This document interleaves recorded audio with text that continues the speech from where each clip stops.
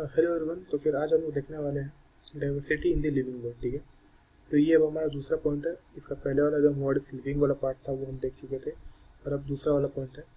अब यहाँ से इसको रीडिंग का चालू करें तो रीडिंग है कि if you look around you you will see a large variety of living organisms, B it potted plants, insects, birds, your pets, other animals and plants. There are also some several organisms that you cannot see with your naked eye, but they are all around you, like say bacteria और ये सब. If you were to increase the area that you make observation in, the range and variety of organisms that you would see is increase. है कि नहीं? ये बात तो सच है। अभी हम इसको रीडिंग करते हैं।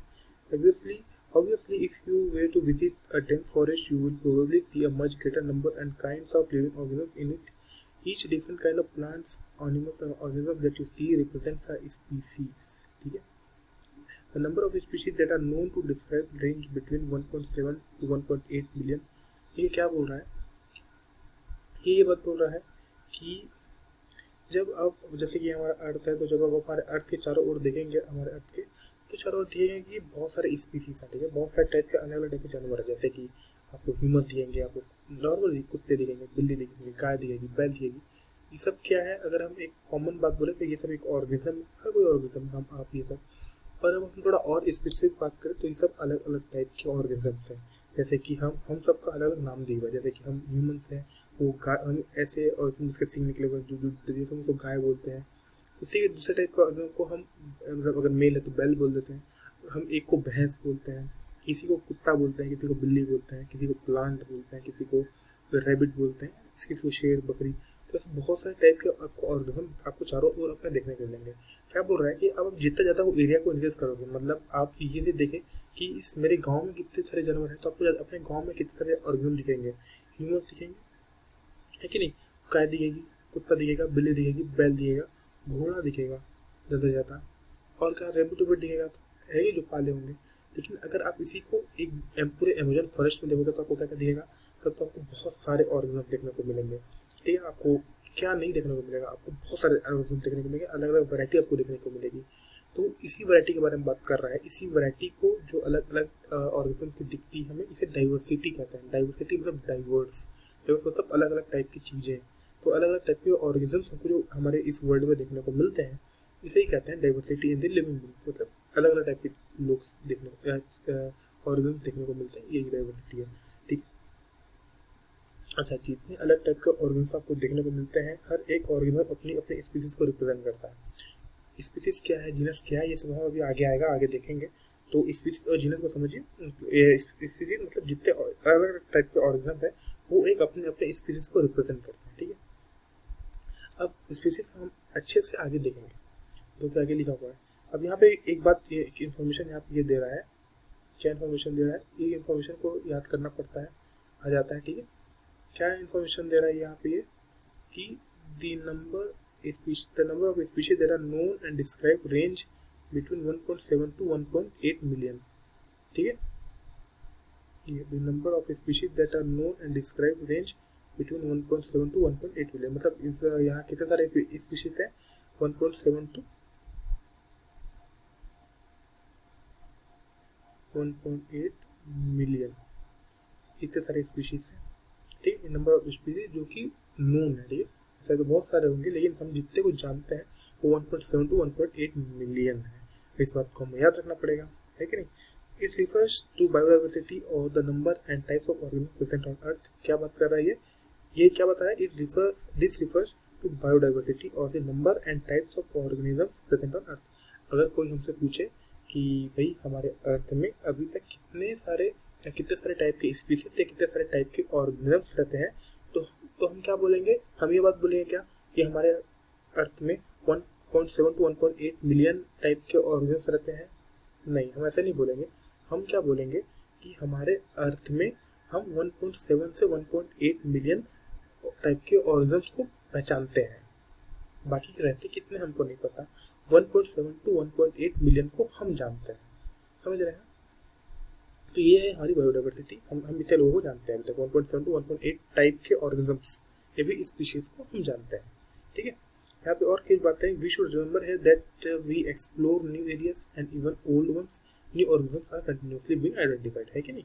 तो हम नए नए ऑर्गेनिज्म को हमेशा फाइंड करते रहते हैं और ये न्यूज़पेपर में आर्टिकल्स में मिलते रहते हैं न जानने को चीज़। अगर आप पढ़ते होंगे तो आप जानते होंगे, है ना। As stated earlier, there are millions of plants and animals in the world.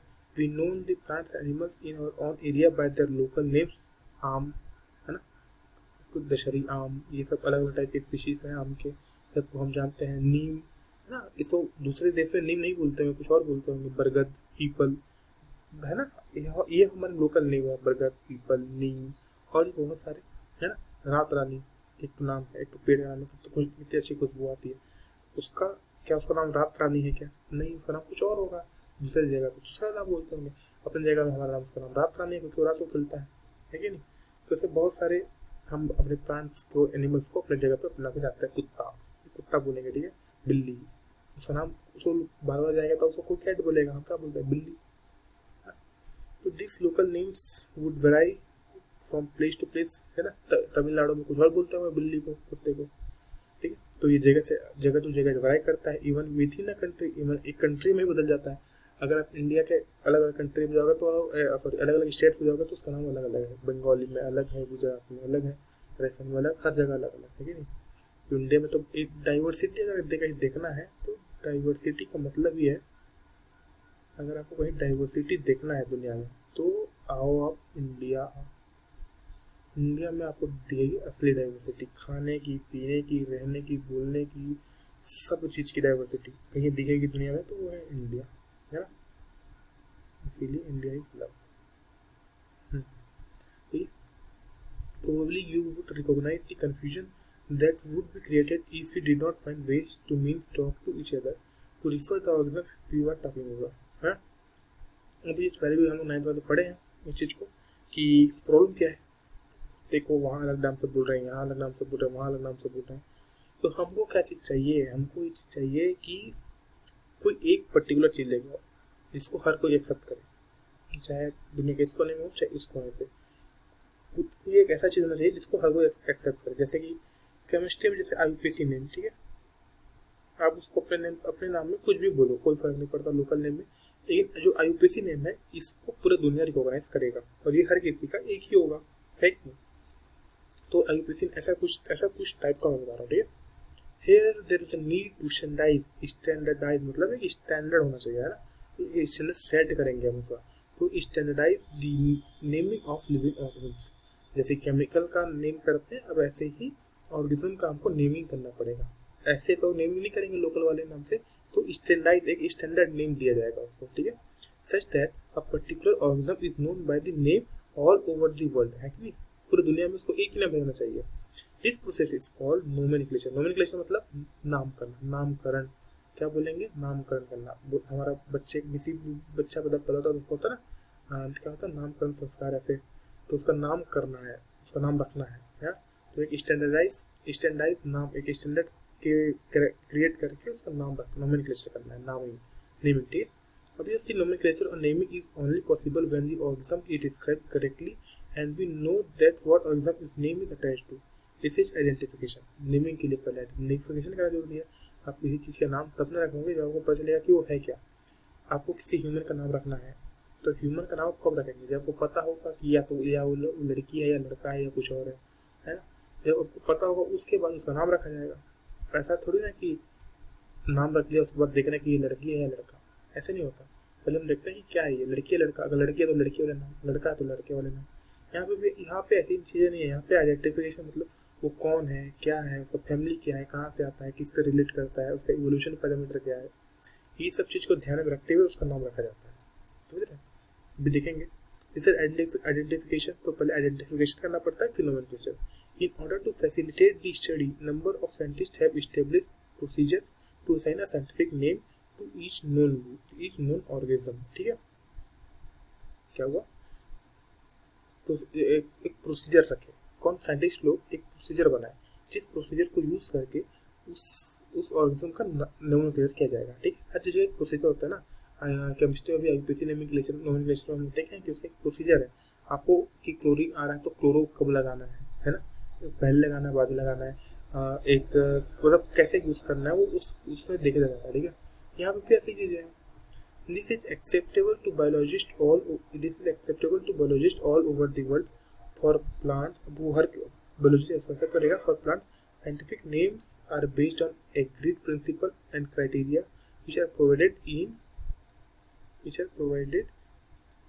कहाँ provided है in International Code for Botanical Nomenclature ICBN. ठीक है, अगर प्लांट का नोमेनक्लेचर करना है तो उसका एक अलग एक प्रोसीजर है कि उस हिसाब से उसका नोमेनक्लेचर किया जाएगा। ठीक है, उसको कौन बताया उस प्रोसीजर को? तो उसके लिए एक कम्युनिटी, एक ऑर्गेनाइजेशन बना जिसका नाम है international code for botanical nomenclature. Botanical मतलब जितने भी प्लांट आते हैं ना बोटनी से रिलेटेड, तो जो ये बोर्ड बना international code for botanical nomenclature, ये बताया एक क्राइटेरिया और एक प्रिंसिपल बताया कि इस हिसाब से इस प्लांट का किसी भी प्लांट का नेमिंग किया जाएगा।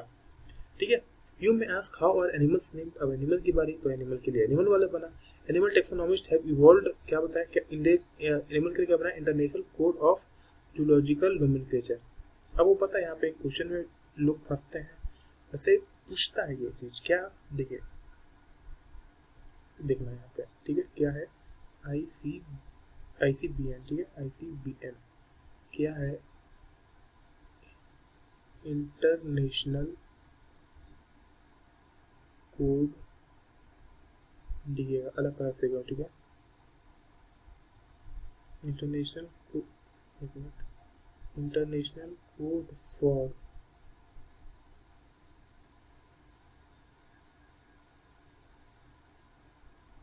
बोटेनिकल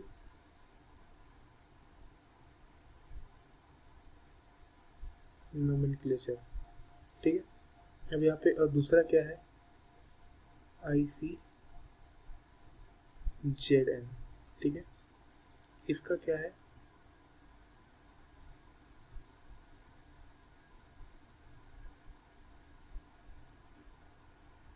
इंटरनेशनल कोड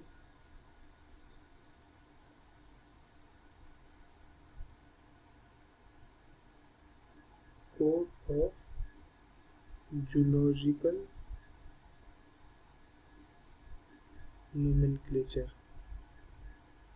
देखिए यहाँ पे बस यही, यहाँ पे एक डिफरेंस का बात है, यहाँ पे फॉर है और यहाँ पे क्या है, कोड ऑफ है। तो ये बात हमको ध्यान रखना है, क्या होगा वो पूछेगा इसी चीज पे, खेल करता है। मैं बहुत सारे क्वेश्चन सॉल्व करता था जब पेपर टाइम पे, और ये भी हमारे टीचर जब सॉल्व करवाते थे वो यहाँ पे खेल करते थे।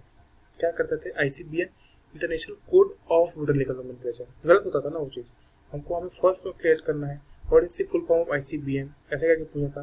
तो उसको 2-3 तो ऐसे लंबे लाइन लिखे रहते थे, international code of botanical nomenclature, international code for botanical nomenclature, और एक दो ठो और अलग अलग होगा। तो आप वो 2 ठो एलिमिनेट कर लेंगे। बचा कौन सा, बचा का यहाँ पे उस क्वेश्चन पे बचेगा ये वाला, यहाँ पे लिखा रहेगा इंटरनेशनल कोड फॉर जो बोटनिकल नोमेनक्लेचर और international code of botanical nomenclature. अब वहाँ पे आप फंस जाएंगे कि कौन सा टिक करना है, ऑफ वाला या फॉर वाला। तो हमेशा इसे ध्यान रखिए कि अगर बोटनिकल वाला है तो बोटनिकल मतलब फॉर मतलब उसके लिए है ना, तो international code for botanical nomenclature, तो बोटनिकल का आगे फॉर आएगा। और अगर ये इसका बात कर रहा है, ठीक है, अगर इसका बात कर रहा है जूलॉजिकल का, तो जूलॉजिकल में ऑफ आएगा। क्या, अगर बी का बात करें तो बी में क्या आता है, बी में फॉर आता है। जेड का बात करें तो जेड में ऑफ आता है। इसको हमको ऐसे याद रखना है। यहाँ पे ये यहाँ पे क्वेश्चन खेल करेगा, यह बात याद रखना। ठीक है, international code of zoological nomenclature, international code for botanical nomenclature. ठीक है, एनिमल के लिए ICZN बना, एनिमल और प्लांट के लिए ICBN बना। ठीक है, इस बात को हमको ध्यान रखना पड़ेगा। The scientific name ensure that each organism has only one name. ठीक है, एक ऑर्गेनिज्म का एक ही नेम होगा। मतलब ऐसे तो बहुत सारे नेम है जो हम रख लिए, लेकिन जो हम स्टैंडर्डाइज नेम रखे हैं वो एक ऑर्गेनिज्म का एक ही होगा, तभी तो वो पूरे का पूरा वर्ल्ड बन जा रहा है, वो एक नेम है कि नहीं। तो इसको हमको मानना पड़ेगा। यहाँ पे एक और है कि description of any organism should enable the people in any part of the world to arrive at the same name. ठीक है, उसको एक हम ये यूज इसलिए करेंगे क्योंकि हमको एक कॉमन चीज चाहिए था। There also ensure that such a name has not been used for any other known organism. ठीक है, क्योंकि उसका एक प्रोसीजर है। अब उस प्रोसीजर से सीधी बात है एक ही नेम आएगा। अब वो नेम दूसरे के लिए नहीं आएगा, क्योंकि फिर अलग चीज़ हो जाएगी ना, प्रोसीजर से अलग चीज़ें आएंगी, क्योंकि उसके लिए एक स्टैंडर्डाइज सेट किया गया है स्टैंडर्ड सेट किया गया है, तो उस स्टैंडर्ड से एक ऑर्गेनिज्म का एक ही नेम आएगा, ठीक है। अगर हम केमिस्ट्री की बात करें तो जब हम IUPAC नेम लिखते हैं तो वो किसी एक उसका एक केमिकल का एक ही IUPAC निकल के आता है, दूसरे का वो थोड़ी ना आएगा। एक में बेंजीन लगा हुआ है, ठीक है, तो उसका जो आएगा वो इसका साइक्लोहेक्सेन का नहीं आएगा, है ना। साइक्लोहेक्सेन का नेम अलग होगा, बेंजीन का नेम वाले का नेम अलग होगा, ठीक है। अब देखिए, अब आगे देखते हैं। Biologist follow universally accepted principles to provide scientific name to known organism, ठीक है। यूनिवर्सली एक्सेप्टेड प्रिंसिपल को यूज करते हैं जो कि पूरे यूनिवर्सली एक्सेप्टेड है, ठीक है, किसी भी ऑर्गेनिज्म का नाम देने के लिए। Each name has two components, जब हम नाम देंगे तो हमारे नाम में 2-3 चीजें होंगी। क्या क्या चीजें होंगी, ठीक है, क्या क्या चीजें जब हम नाम देंगे तो हमारे नाम जो हम स्पीशीज को नाम देंगे उसमें 2 चीजें होंगी। क्या क्या होगा, एक होगा जेनेटिक नेम, ठीक है, और एक होगा specific epithet.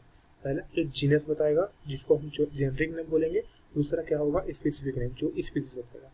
This system of provide the name of 2 component is called binomial nomenclature. बहुत नाम सुना होगा। तो बाइनोमियल नोमेनक्लेचर क्या है, ऐसा नोमेनक्लेचर जिसमें 2 चीजें हो, मतलब जो 2 चीजें बताएं, मतलब इसमें 2 कंपोनेंट है। बाइनोमियल नोमेनक्लेचर में क्या चीजें हैं, 2 कंपोनेंट। क्या 2 कंपोनेंट है, पहला कंपोनेंट क्या बताता है, जेनेरिक नेम जो फर्स्ट आएगा, जेनेरिक नेम के बाद जो चीज आएगा उसी का जो दूसरा कंपोनेंट होगा वो स्पेसिफिक एपिथेट को बताएगा, ठीक है। इसको हम क्या बोलेंगे, इसको हम बोलेंगे binomial nomenclature. This naming system given by Carolus Linnaeus. कौन दिया था इस नेम को, कैरोलस लिनियस भाई साहब ने दिया था इस नोमेनक्लेचर को। Is being practised by biologist all over the world, ठीक है। This naming system using a 2 word format was found convenient. Latest take as example of the mango and understand the way of, ठीक है। जो है यहाँ पे कुछ बातें याद रखना है क्या हमको, हाँ याद रखना है। क्या नाम रखना है ना, क्या नाम, कैरोलस लिनायस। क्या नाम रखना है, कैरोलस लिनियस। क्या दिया था, बाइनोमियल, एक मिनट, बाइनोमियल नोमेनक्लेचर दिया था, बाइनोमियल नोमेनक्लेचर दिया था। कुछ बात है क्या इसमें, हाँ भाई बात है। क्या नाम बात है, 2 कंपोनेंट्स, 2 कंपोनेंट्स रखते हैं। ये क्या रखते हैं, 2 कंपोनेंट्स। 2 कंपोनेंट्स क्या क्या है, 2 कंपोनेंट्स। पहला है जेनेरिक नेम, स्पेसिफिक देख लेते हैं क्या है जेनेरिक नेम, ठीक है ना। क्या है जेनेरिक नेम, दूसरा क्या है स्पेसिफिक एपिथेट। जब आप नोट बनाते हैं तो ऐसे ही नोट बनाइए, फिर लंबा लंबा पैराग्राफ की जरूरत नहीं है। क्या है कैरोलस लिनियस, अभी कैरोलस लिनियस क्या है, साइंटिस्ट का नाम है। जो क्या दिया, बाइनोमियल नोमेनक्लेचर दिया। बाइनोमियल नोमेनक्लेचर में क्या है, 2 कंपोनेंट है। 2 कंपोनेंट क्या क्या है, एक में जेनेरिक नेम है, एक में स्पेसिफिक नेम है, स्पेसिफिक एपिथेट है। खत्म बात। Provide scientific name better. The scientific name of mango is written as Mangifera indica. क्या है, मैंगीफेरा इंडिका। पता है एक बार क्या हुआ था, एक बार मैं क्वेश्चन सॉल्व कर रहा था, उसमें जो मैंगो का नाम था ना वो ऐसे लिखा हुआ था, मैग्नीफेरा इंडिका, मैग्नीफेरा ऐसे इंडिका। पता है गलत है, क्यों, जी और एन का पोजीशन देखिए, एन पहले आता है, जी बाद में आता है, यहाँ पे जी पहले एन बाद में है, तो फिर ये चीज़ गलत हो गया, इसीलिए गलत। तो छोटी छोटी चीज़ें को ध्यान रखना है, छोटी छोटी चीज़ें खेल करती है, ठीक है। यहाँ पे अब देखिए इस चैप्टर में कुछ खास है नहीं, तो क्वेश्चन देगा तो कहाँ से देगा, आपको ऐसे तो नहीं देगा कि मैंगो का नाम बताओ क्या है, अभी मैंगीफेरा इंडिका, इस चीज़ को नहीं देगा वो। अगर दिया, मान दिया, तो जब आप क्वेश्चन सॉल्व करेंगे, प्रैक्टिस पेपर सॉल्व करेंगे, तो उसमें दुनिया भर का क्वेश्चन होगा। नीट में बहुत सारी क्वेश्चन वैसे नहीं आती है, ठीक है। मान लिया आया, अगर आया तो ऐसा कुछ आ जाएगा। ये देखिए मैग्नीफेरा इंडिका, एन और जी में डिफरेंस है, यहाँ पे एन जी में देखिए एन पहले आ रहा है, यहाँ पे जी पहले आ रहा है, तो आपको ये बात ध्यान रखना पड़ेगा यहाँ पे, ठीक है। मैंजीफेरा इंडिका, ठीक है। छोटी छोटी, अब ये चीज़ मैं हर चीज़ नहीं बता सकता, ये आपको देखना पड़ेगा। अगली बार कोई मतलब वही स्पेसिफिक नेम देखना पड़ेगा प्लांट का या फिर एनिमल का, ऑर्गेनिज्म का, जो कि इस एनसीईआरटी बुक में दिया हुआ है, ठीक है। उसमें हमेशा देखना कि एन जी कहाँ पे आ रहा है, और इसको याद करने का एक तरीका है, इसमें गलती नहीं करने का, उसकी प्रोनाउंसिएशन। जब आप किसी भी नेम को या किसी भी वर्ड को जब आप पहली बार देख रहे हैं तो उसको आप किस तरीके से देख रहे हैं वहाँ पे दिमाग में बच जाएगा। अगर आप इसको देख रहे हैं, मैंगो का क्या नाम है भाई, मैग्नीफेरा इंडिका, तो आप ये वाला लिखेंगे गलत हो जाएगा। आप इसको क्या लिखेंगे, मैंजीफेरा इंडिका, इसको प्रोनाउंस करिए, ठीक है, मैंजीफेरा इंडिका। तो यहाँ पे मैंजी एन पहले आ रहा है जी बाद में, मैंजीफेरा इंडिका, ऐसे ही याद रखना पड़ता है, ठीक है, तब गलती नहीं होगा आपसे। तो क्या है, मैंगो का नाम क्या है, मैंजीफेरा इंडिका, ठीक है। Let us see how is a binomial name, ठीक है, बाइनोमियल नेम में जो दिख रहा है मैंजीफेरा इंडिका, कैसे हम देखेंगे। And this name Mangifera represent the genus while Indica is a particular species, ठीक है। जो Mangifera ये क्या है, Mangifera एक जीनस है और इंडिका क्या है, इंडिका उस आम का स्पीशीज है जो कि बता रहा है कि इंडिया में है। और specific epithet, other rules of nomenclature are follow, ठीक है। यहाँ पे क्वेश्चन आते हैं, अगर आप इसके वो सॉल्व करेंगे, डीपीपी सॉल्व करेंगे या क्वेश्चन सॉल्व करेंगे तो यहाँ पे क्वेश्चन आपको यहाँ इस वाले पार्ट से आपको क्वेश्चन दिखेगा। Political names are generally in Latin, political name कैसा है, लैटिन में होगा, है रिटन इन इटैलिक्स, जब भी आप इसको हाथ से लिखेंगे तो टेढ़ा लिखेंगे ऐसे, इटैलिक्स है ना। जब हम इटैलिक्स फंड लिखते हैं कुछ भी, उसको इटैलिक्स उसको सेलेक्ट करके इटैलिक्स वाले ऑप्शन में क्लिक करते हैं तो टेढ़ा हो जाता है ऐसे, है ना। तो लैटिन या तो वो लैटिन में होगा या फिर उसके बाद लैटिन में तो होगा ही, उसके बाद उसको इटैलिक्स में भी लिखना पड़ेगा। दे आर लैटिनाइज्ड और derive from Latin irrespective of their origin, वो इंडिया में मिले, श्रीलंका में मिले, पाकिस्तान में मिले, उसका जो नाम है वो लैटिनाइज्ड होगा, उसको लैटिनाइज्ड लिखना पड़ेगा, ये है, ठीक है। तो ये पहला है, क्या है, जो भी नाम होगा वो लैटिनाइज्ड होगा, ठीक है, जो भी नाम होगा वो लैटिनाइज्ड होगा और रिटन इन इटैलिक्स में उसको लिखना पड़ेगा टेढ़ा करके। दूसरा, the first word in a biological name represent the genus, पहला नाम हमेशा जीनस को दिखाएगा, while the second component denotes specific epithet, पहला नाम हमेशा जीनस को दिखाएगा, दूसरा नाम हमेशा स्पेसिफिक स्पीसीज को दिखाएगा, ठीक है, स्पेसिफिक एपिथेट को दिखाएगा, पहला नाम जीनस, दूसरा नाम स्पीसीज। उसके बाद इससे पहले वाला क्या था, लैटिनाइज्ड नेम होगा, इटैलिक्स में लिखा जाएगा, 2 पॉइंट हो गए।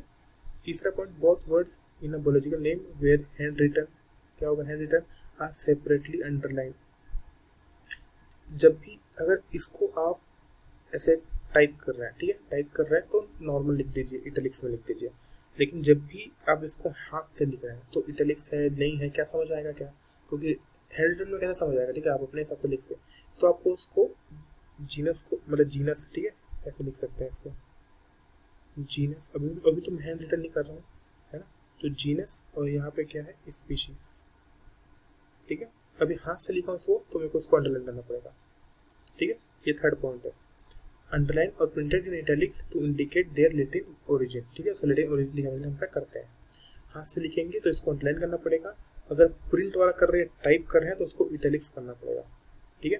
The first word denoting the genus start with a capital letter while the specific epithet starts with a small letter. It can be illustrated with the example Mangifera indica, ठीक है। अगर मैं इसको हाथ से लिखूं तो Mangifera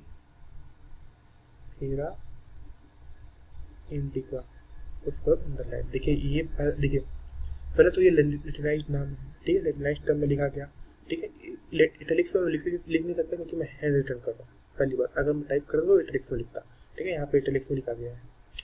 पहला नाम, पहला वर्ड, ये पहला जो कंपोनेंट है जीनस है, दूसरा स्पीशीज है, सही है, ठीक है। इसके बाद क्या है, इसके बाद है कि ये हैंड रिटन है तो अंडरलाइन है, मैं अंडरलाइन कर दिया हूँ, ठीक है। सो देखिए एक गलती हो गया यहाँ पे, क्या गलती क्या है, देखिए इस वाले पार्ट को देखिए, both the words in a biological name when hand written are separately underlined, देखिए हो गया ना गलती। अगर मैं इसको डायरेक्ट अंडरलाइन कर लूंगा तो प्रॉब्लम होगा, गलत होगा, इसको हमको सेपरेटली अंडरलाइन करना पड़ेगा, ऐसे ही बीच में गैप देना पड़ेगा। अब ये है पूरा सही, समझ रहे, सेपरेटली अंडरलाइंड, ठीक है। ये एक इंपॉर्टेंट पॉइंट है, इसको देखना पड़ेगा, ये छोटी छोटी पॉइंट पे यहाँ पे चलता है, ठीक है।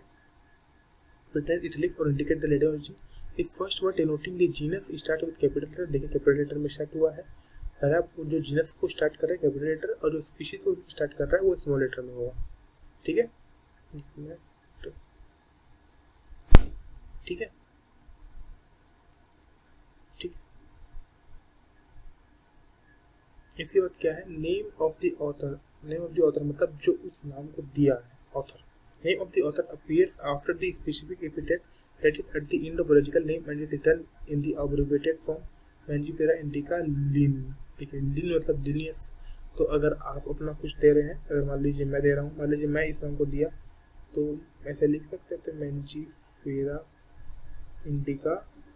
अगर मैं दिया होता तो ऐसे लिख सकते थे आगे, ठीक है, गलत हो जाएगा। लेकिन यहाँ कौन दिया था, लिन दिया था, तो लिन अपना नाम लिखती है, ठीक है। तो जो भी ऑथर का नाम है वो आखिरी में लिखा जाएगा एब्रीविएटेड फॉर्म में। इस बात पॉइंट को याद रखिए।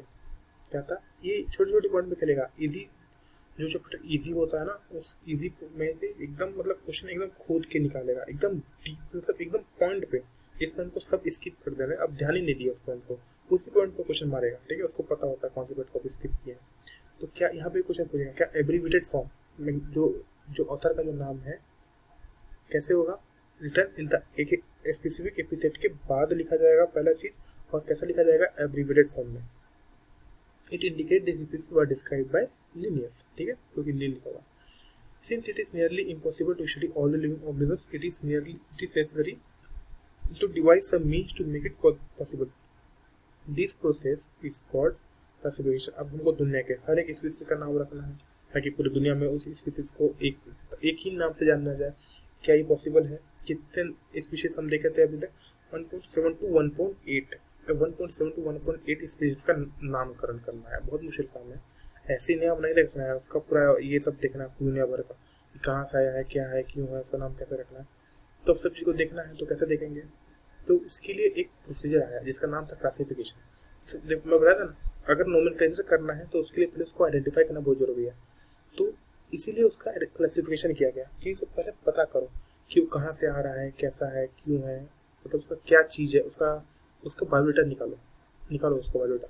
तो उसके लिए हम क्या करें, बायोडाटा निकालने के लिए उसका क्लासिफिकेशन किए, उसको हर एक एक ग्रुप में डालेंगे ताकि हमको पता चले कि ये कौन है, कहाँ से है। उसके बाद उसको नोमेनक्लेचर करेंगे, ठीक है। तो क्लासिफिकेशन क्या यहाँ पे पॉइंट आया, क्लासिफिकेशन करना है। Classification is the process by which anything is grouped into convenient categories based on some easily observable characters. What is classification? Classification is the process by which anything is grouped into convenient categories. क्या है classification? क्या है, एक procedure है जिससे कोई भी चीज ग्रुप किया जाएगा एक कन्वीनिएंट कैटेगरी में। कन्वीनिएंट कैटेगरी मतलब वो कैटेगरी जिसपे वो इंसान वो चीज बिलोंग करता है, हमको उस कैटेगरी में उसको पुट करना पड़ेगा। ये क्या है, ये क्लासिफिकेशन है। और कैसे, सब इजीली ऑब्जर्वेबल कैरेक्टर, उसे कैरेक्टर को देख के उसको एक ग्रुप में प्लेस करना है। इस प्रोसेस का नाम है क्लासिफिकेशन, ठीक है। For example, we easily recognise group such as plants और एनिमल्स और डॉग्स, कैट्स एंड और insects the moment we use any of this terms we associate with certain characters with the organism in that group. जब भी हम plant को या animal को या ह्यूमंस को देखते हैं तो हमें एक कैरेक्टर दिखता है, ठीक है। हम बार बार जब भी हम कुत्ते को देखेंगे या बिल्ली को देखेंगे तो हमेशा एक कैरेक्टर दिखाएगा कि हाँ भाई ये कुत्ता कैसे है, मतलब हमको कैसे पता चलता है। एक कुत्ता आया हमारे पास और एक बिल्ली आई, हम देख के बता रहे हैं कि ये कुत्ता है और ये ना बिल्ली है, तो पता कैसे चला कि ये कुत्ता है और ये बिल्ली है? उस पर कुछ कैरेक्टर्स हैं। कुत्ता कुत्ते जैसा दिखता है, बिल्ली बिल्ली जैसी दिखती है। और भी बहुत चीज़ है, क्या? हाँ है, कुत्ते का कुत्ते वाला हरकत है, बिल्ली का बिल्ली वाला हरकत है। कुत्ता कुछ चीज़ खाता है जो बिल्ली नहीं खाती, बिल्ली कुछ चीज़ खाती है जो कुत्ता नहीं खाता। बिल्ली का कुछ हरकत है, बिल्ली म्याऊं करती है, कुत्ता भौंकता है। बहुत सारे डिफरेंस है, बहुत सारे डिफरेंस। तो ये सब डिफरेंस को हमें ऑब्जर्व करना है और उस ऑब्जर्व के बेसिस पे उसको एक कैटेगरी में पुट करना है। समझ आ रहा है? इस चीज़ को क्या बोलेंगे, इसको बोलेंगे क्लासिफिकेशन, ठीक है। The moment we use any of this term, we associate certain characters within the organism in that group. We image, do you see when you think a dog? जब आप डॉग को सुनते हैं आपको क्या फर्क आता है, आपको दिमाग में क्या आता है? Obviously each one of us will see dogs and not cats, है ना। जब वो कोई बोले भाई एक बार सुन इधर, अब आए आपको बोला सुन कुत्ते के बारे में सोच, तो आप बिल्ली के बारे में थोड़ी सोचेंगे, आप वो कुत्ते के बारे में सोचेंगे ना जो भौंक रहा होगा, आया हुआ यहाँ पे, है ना।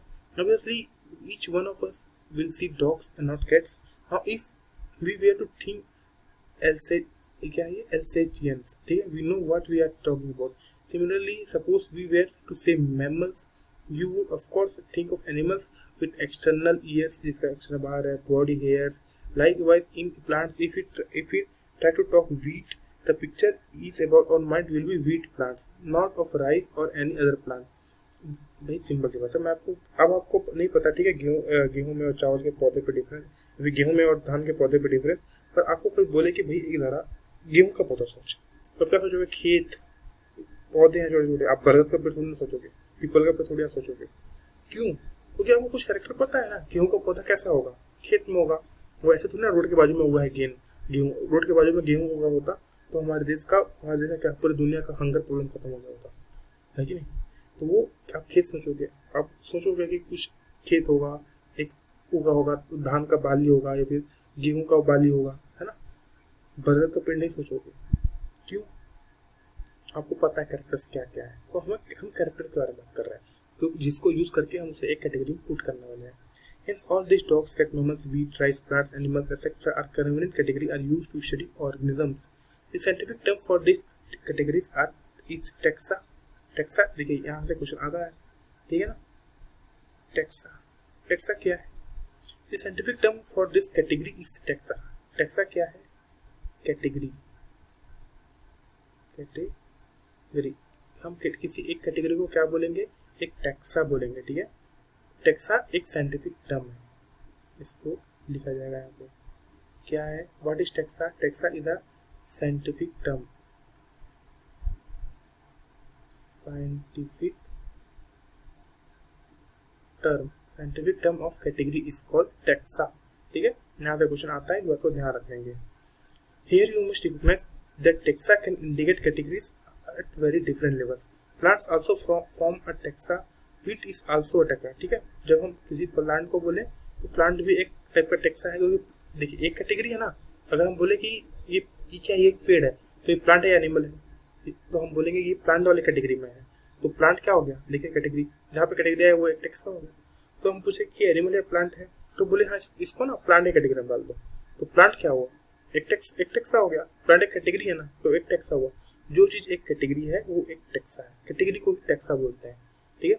तो प्लांट और एनिमल ये दो कैटेगरी है, तो एक कैटेगरी क्या हुआ? प्लांट, मतलब उसको टैक्सा हुआ, समझ रहे हैं।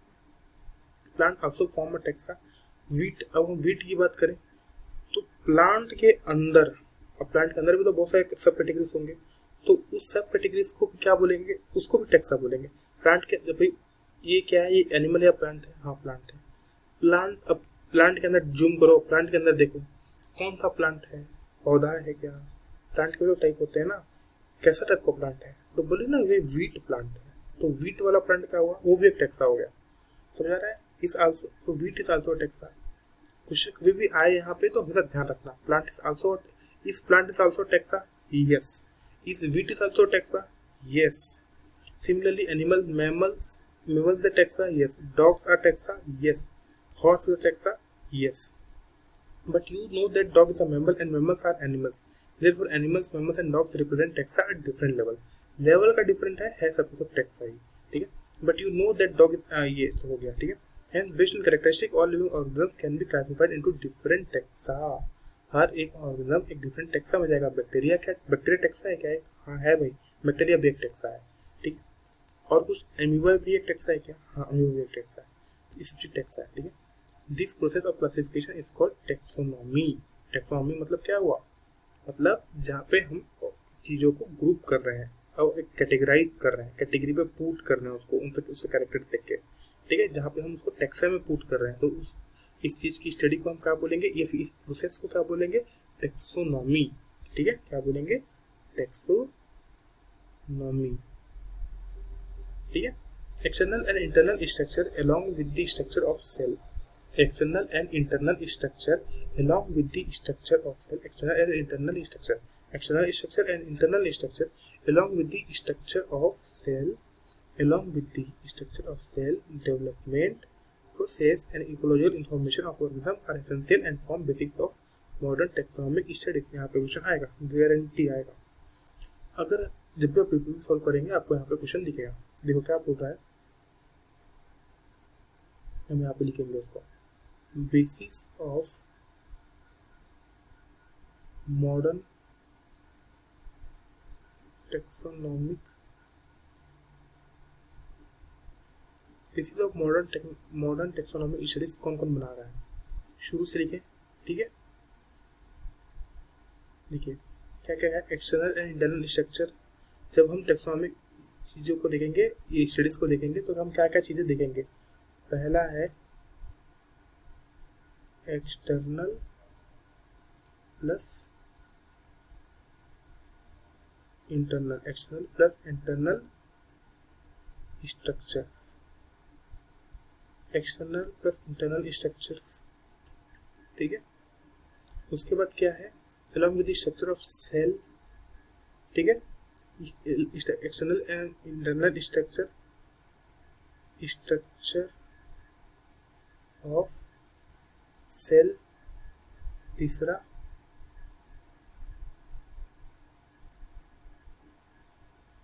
डेवलपमेंट प्रोसेस,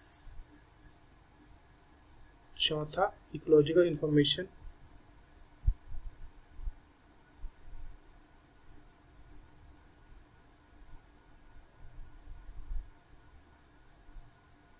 ये जो पार्ट है, ये जो चारों पार्ट है, ये जो है जो मॉडर्न टेक्सोनॉमिक स्टडीज है इसका बेसिक्स है। तो मॉडर्न टेक्सोनॉमिक स्टडीज में हम क्या क्या चीजें देखते हैं, तो मॉडर्न टेक्सोनॉमिक स्टडीज में हम 4 चीजें देखते हैं। क्या क्या 4 चीजें, पहला है एक्सटर्नल प्लस इंटरनल स्ट्रक्चर्स, दूसरा है स्ट्रक्चर्स ऑफ सेल्स, तीसरा है डेवलपमेंट प्रोसेस कि उस चीज का डेवलपमेंट कैसे हुआ है, और चौथा है इकोलॉजिकल इंफॉर्मेशन, ठीक है। इकोलॉजिकल इंफॉर्मेशन मतलब आसपास का जो इकोलॉजी है, इकोलॉजिकल इंफॉर्मेशन हमको देखना पड़ेगा। ये क्वेश्चन आएगा यहाँ पे कि which of the following is basics of modern taxonomic studies, या तो कोई भी एक पॉइंट दे देगा या कोई एक गलत दे देगा, which of the is wrong, तो रॉन्ग वाले को हटाना है, एलिमिनेट करना है। 4 चीजें हैं, क्या क्या ध्यान रखना है, external internal structure, structure of cell, development process और ecological information. External internal structure, external structure, internal structure, ठीक है, वो कैसा है, structure of cell, external internal structure of cell, development process, उसे डेवलप कैसे किया है, उसका डेवलपमेंट स्टडी, डेवलपमेंट प्रोसेस क्या है, और इकोलॉजिकल इंफॉर्मेशन, ठीक है, उसे इकोलॉजिकल इंफॉर्मेशन भी हम देखेंगे। ये चारों चीजें हम कब देखेंगे, जब हम टेक्सोनॉमिक स्टडीज करेंगे, ठीक है। ये चीज हमको ध्यान रखना है। Hence, characterization, identification and classification and nomenclature is a process that are basic to taxonomy, ठीक है। अब ये वाला भी एक पॉइंट है, क्या है, टेक्सोनॉमी में हम क्या क्या चीजें करेंगे, टेक्सोनॉमी ये तो टेक्सोनॉमिक स्टडीज के लिए हमें 4 चीज देखेंगे, ठीक है। External plus internal structure, structure of cell, development process, ecological information. Taxonomy में अब टेक्सोनॉमिक प्रोसेस में हम क्या क्या करेंगे, तो पहला है कैरेक्टराइजेशन, क्या कैरेक्टराइजेशन, तो डार्क पेन में लिखा जाए इसको, ठीक है।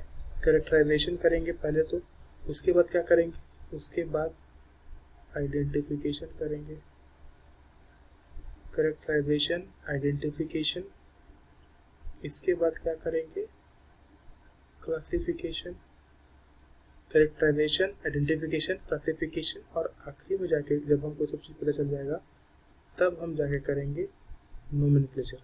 क्या, कैरेक्टराइजेशन, आइडेंटिफिकेशन, क्लासिफिकेशन, नोमेनक्लेचर, ठीक है। कैरेक्टराइजेशन करेंगे, उसका कैरेक्टर देखेंगे, उसके कैरेक्टर जब हम देख लेंगे तब हम आइडेंटिफाई कर लेंगे, जब उसके आइडेंटिफाई कर लेंगे तो हम उसको क्लासिफिकेशन कर लेंगे, डाल देंगे, और जब सब चीज़ हो गए तब उसका नोमेनक्लेचर कर लेंगे।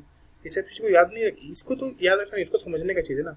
कोई भी चीज़ का आया आपके पास, एक ऑर्गेनिज्म आया, ठीक है, तो आएगा ऑर्गेनिज्म, तो इसका पहले क्या करोगे, पहले आप इसका कैरेक्टर देखोगे, वो कैसा है, क्या है, क्यों है, तो उसका कैरेक्टर देखोगे, तो क्या होगा, कैरेक्टराइजेशन, कैरेक्टर देख लिया, अब उसको पहचान लो, कैरेक्टर देखे तो पहचान लोगे ना, ये आइडेंटिफिकेशन हो गया। अब उसको पहचान, क्योंकि आप कैरेक्टर देखने वाले उसको पहचान लिया, आइडेंटिफिकेशन हो गया।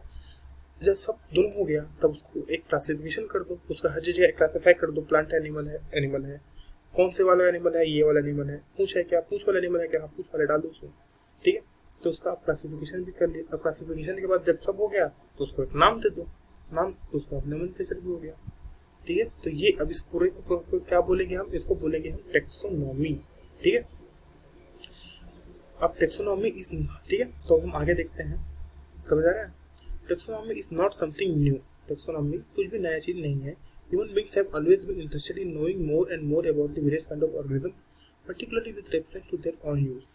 मतलब हमको ह्यूमन थोड़ा सेल्फिश है ना, उनको हमेशा से चूल है, एक तरह से बात करें तो उनको हमेशा से जानना है, ज़्यादा से ज़्यादा इन्फॉर्मेशन गेन करना है, पर वही इन्फॉर्मेशन गेन करना है जो हमारे यूज़ का, फालतू इन्फॉर्मेशन है कि नहीं, तभी तो हम इतना आगे हैं।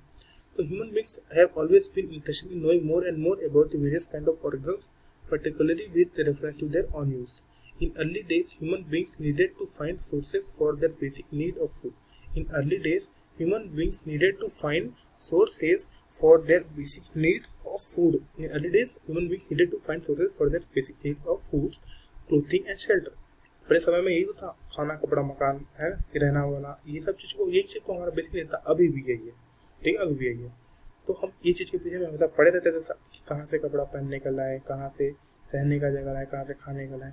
And the earliest classification are based on usage of various organism. पहले का जो क्लासिफिकेशन था वो कैसा था कि कैसे ऑर्गेनिज्म को हमको यूज करना है। अभी का थोड़ा अलग है, ठीक है। पहले का ऐसा था, humans beings were since long not only interested in knowing more about different kind of organisms and their diversities but also the relationship among them, ठीक है। This branch of study were referred to as systematics. Systematics क्या है देखते हैं,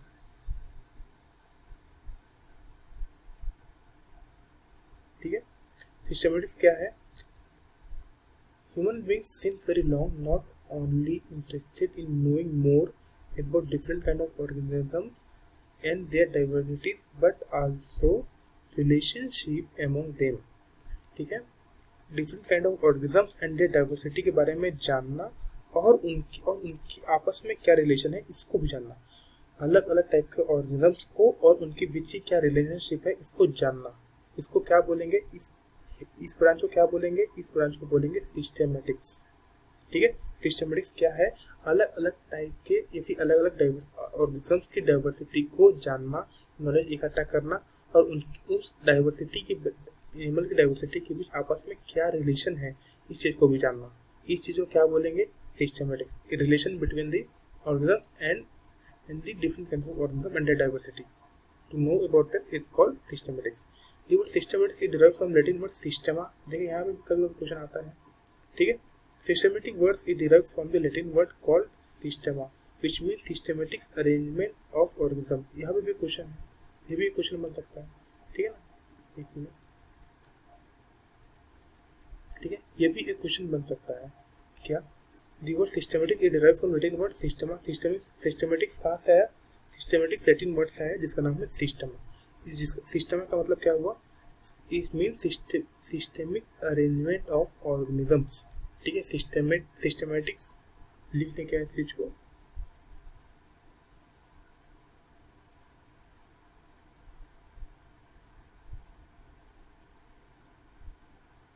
systematics कहाँ से आया? Latin word सिस्टेमा से। सिस्टेमा का मतलब क्या हुआ?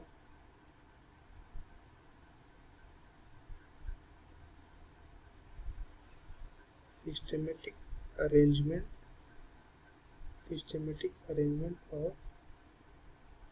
ऑफ ऑर्गेनिजम्स, ठीक है। तो ये हो गया। ये word systematics is derived from the Latin word systema which means systematic arrangement of organisms. यहाँ पे क्वेश्चन बन सकता है, इस बात को ध्यान रखना पड़ेगा। लिनियस यूज्ड सिस्टेमा नेचुरी, ठीक है, उसका एक बुक था, used systema naturae as the title of his publication. उसके पब्लिकेशन का नाम क्या था? सिस्टेमा नेचुरी। इस बात को ध्यान रखना, ठीक है। Linnaeus used systema naturae as the title of his publication. तो अगर क्वेश्चन पूछे what is the title of the publication of Linnaeus, Carolus Linnaeus का टाइटल का पब्लिकेशन का टाइटल क्या था? सिस्टेमा नेचुरी। अच्छा, सिस्टेमा नेचुरी, ठीक है। सिस्टेमा का कहाँ से आया? सिस्टेमा क्या है? एक लैटिन वर्ड है जिसका मतलब क्या होता है? सिस्टेमेटिक अरेंजमेंट ऑफ ऑर्गेनिज्म, ठीक है। इस बात को हमको ध्यान रखना है। The scope of systematics was later enlarged to include identification. अब सिस्टेमेटिक्स का क्या है? सिस्टेमेटिक्स क्या कर रहा है कि सिस्टेमेटिक अरेंजमेंट कर रहा है ऑर्गेनिज्म का, एक अरेंजमेंट करना ऑर्गेनिज्म का, कैसा ऐसा ऑर्गेनिज्म है तो उसका अरेंजमेंट कर रहा है। तो अब उसका स्कोप क्या क्या है? पहला स्कोप है आइडेंटिफिकेशन। भैया ऑर्गेनिज्म को ना आइडेंटिफाई करो। आइडेंटिफाई करने के बाद क्यों कर रहे हैं? नोमेनक्लेचर करने के लिए। नोमेनक्लेचर करो और क्यों कर रहे हैं? क्लासिफिकेशन भी करो। ये उसका स्कोप है सिस्टेमेटिक्स का।